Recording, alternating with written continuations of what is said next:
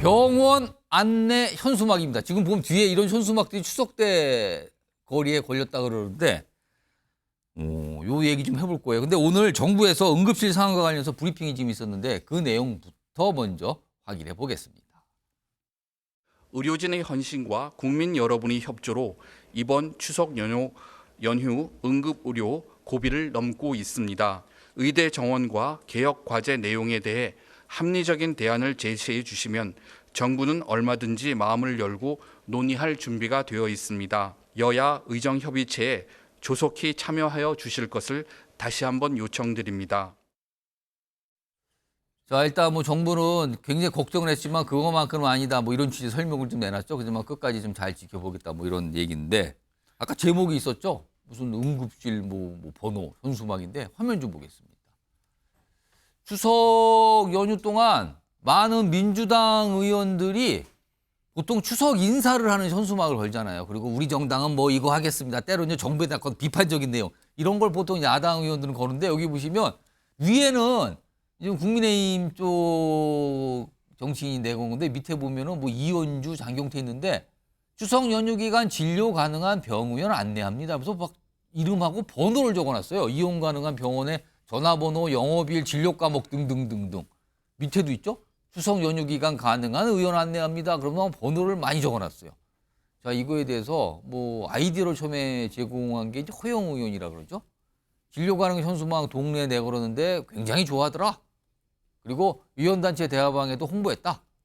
뭐 이랬다. 다른 의원들도 많이 참여했다. 뭐 전체가 한 건 하지만 그래도 상당수의 민주당 의원들이 이런 현수막을 추석 연휴 동안 내걸었어요. 박상수 국민의힘 대변인.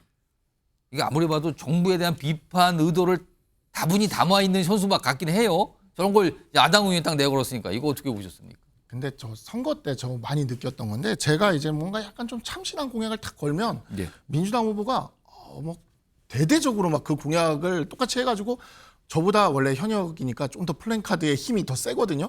대대적으로 이렇게 하는 경우가 좀 몇 번 있었어요. 제가 그래가지고 야 이게 정말 패스트 팔로우 전략이 굉장히 빠르다라고 생각을 했는데 이게 처음 모르겠어요. 허영 의원이 며칠인지 모르겠는데 처음 이게 보도가 된 걸로 제가 알고 있는 거는 9월 13일에 TV조선에서 우리 당의 김재섭 의원이 서울 도봉구 창동과 쌍문 13동에 추석 인사말과 함께 우리 동네 응급진료기관 안내라는 현수막을 걸었다. 아, 이러면서 이게 기사가 나와요. 여당의 김재섭 의원도 비슷한 걸 좀 했다. 그런 이게 거를. 먼저였던 것 같아요. 이게 그러니까 저작권이 당시에 어디인지 TV조선에서 이게 9월 13일인데 허영 의원이 올린 게 언젠지 모르겠는데 요거는 이제 그 앞에 걸었으니까 9월 13일 날 보도가 나온 거거든요. 13일은 꽤 빠른 거거든요. 그러니까 지금. 먼저 빨리 여당에서 먼저 한 거 거 아니냐. 같은데 이게 이제 그러니까 뭐 잘못된 건 아닌데 어쨌든 간에 우리 당이 먼저 이렇게 탁 퍼스트 펭귄으로 탁 치고 나가면 아 민주당은 이 패스트 팔로우 전략이 아 이게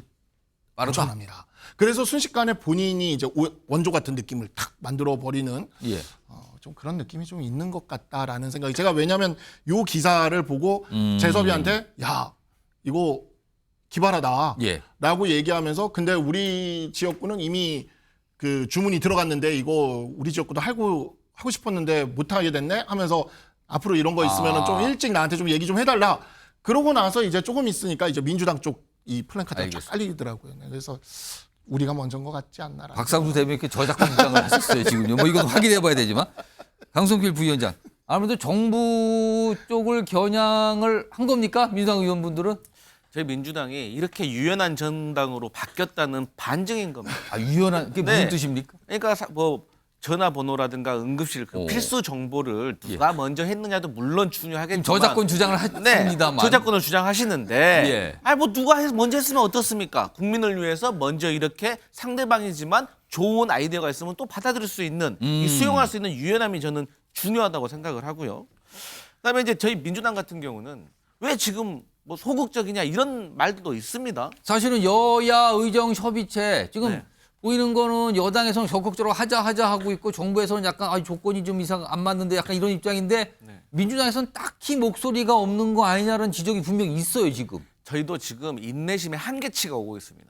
그러니까 저는 의료 대란의 문제는 사공이 많으면 안 된다고 보고 있습니다.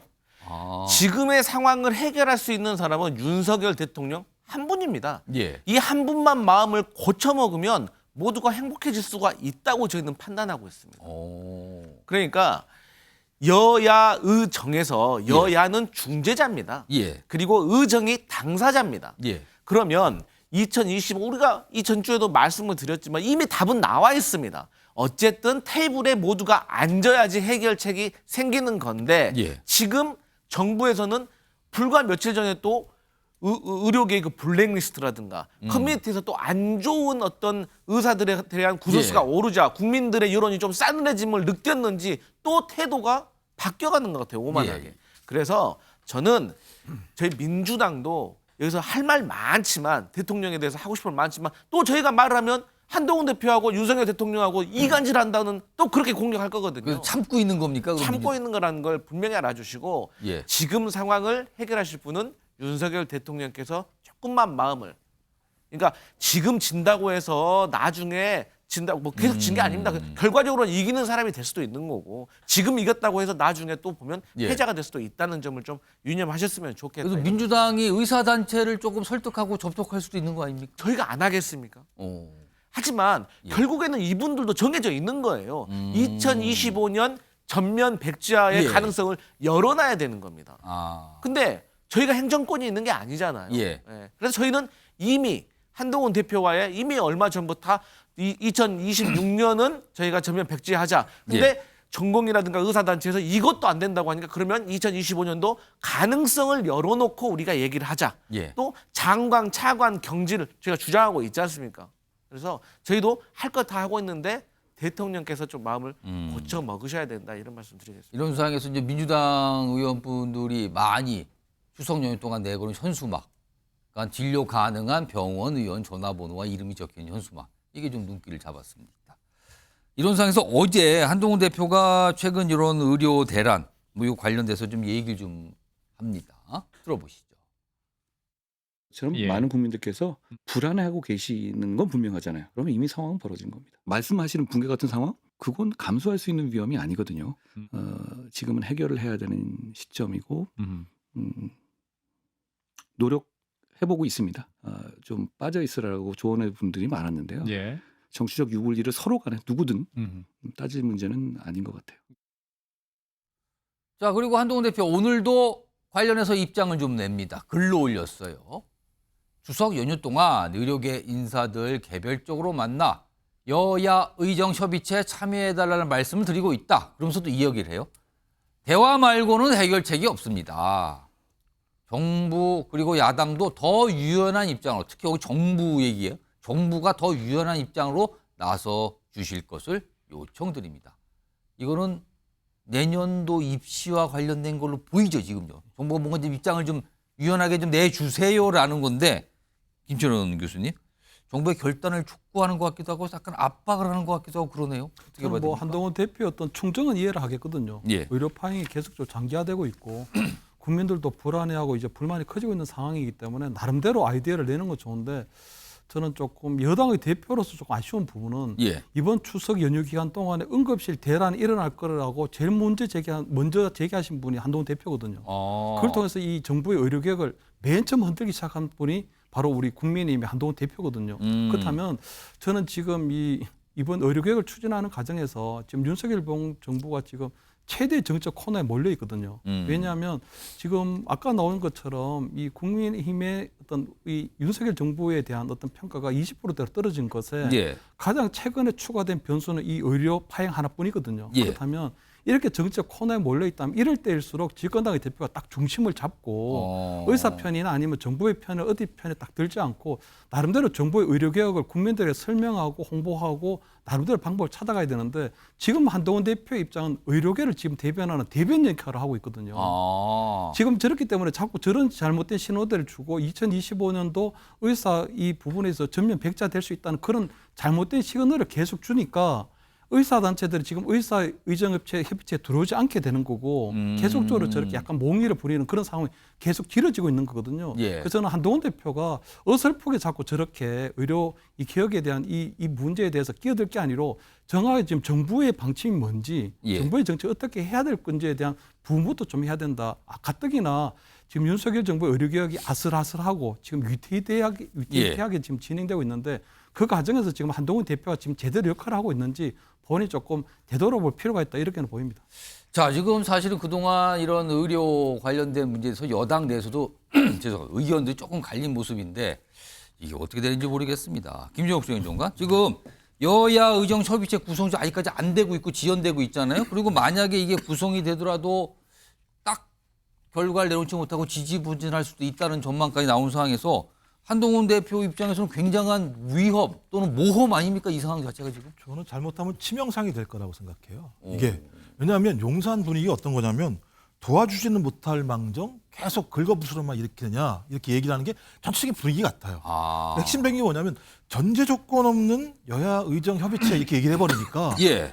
전제 조건이 없다는 얘기는 정부 보고 지금까지 얘기했던 의료개혁 내용들 다 접고 나오라는 얘기밖에 안 되는 상황이거든요. 모든 걸 다 처음부터 논의할 수 있다라는 가정을 깔아라 이 뜻인가요? 그다음에 이제 그럼? 대통령이 모든 걸 내려놓는 얘기밖에 안 되는 상황. 오. 또한 두 번째는 이렇게 안을 꺼냈으면 설득을 해야 되잖아요. 의료계를. 예. 설득이 지금 안 되고 있는 상황이에요. 아까 뭐 지금 박 대변인께서도 말씀한 측면이 있습니다만 박단 전공의 단체 대표 같은 경우도 다른 얘기를 하는 상황이란 말이에요. 근데 핵심은 뭐냐면 전공의들이 돌아와야 돼요. 예. 이 논란의 핵심은 전공의들이 어떤 생각을 바꾸냐의 문제거든요. 그렇죠. 근데 추석이 지나도 아무런 예를 들면 기미가 보이지 않은 상황이고 아까 그 저기 속보로 나왔던 체코 순방할 때 한동훈 대표가 조우한다. 뭐, 배웅을 하고 간다고 예, 배웅 해요. 나간다. 그리고 체코에 돌아오면 이제 만날 거란 얘기가 있어요. 제가 볼 때 일종의 이제 출구 전략을 한동훈 대표가 짜고 있는 것 같긴 한데 만났다고 치자고요. 대통령과 한동훈 대표가 만약 결론이 예.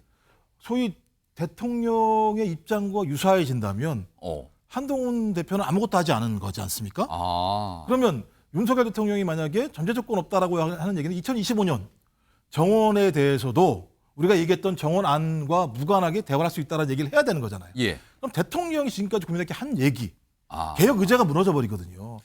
또 이렇게도 어렵고 저렇게도 어렵고 그렇죠. 그런 상황이네요. 이제 생각보다 빌드업은 필요해요. 왜냐하면 10월에 재보선이 분명히 있기 때문에 이런 빌드업은 필요합니다만 어느 한쪽이 상처를 입어야 되는 사태가 벌어지게 되는 예. 거죠. 그래서 만만치 않은 상황이고 이런 상황일 때 어떻게 생각하겠습니까?